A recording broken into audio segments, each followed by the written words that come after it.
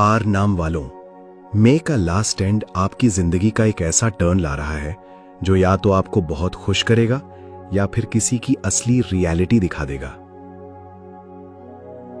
3 tarot cards निकले हैं और तीसरा कार्ड देखकर ऑनेस्टली एनर्जी बहुत पावरफुल लग रही है।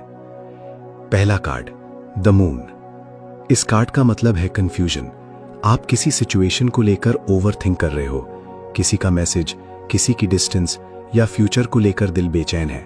लेकिन याद रखो, हर चीज वैसे नहीं होती जैसे दिख रही होती है। दूसरा कार्ड व्हील ऑफ फॉर्चून। ये कार्ड क्लियर बता रहा है कि मई के एंड तक लक सडनली टर्न होने वाला है। रुके हुए काम चल पड़ेंगे और एक अनएक्सपेक्टेड गुड न्यूज भी मिल सकती है।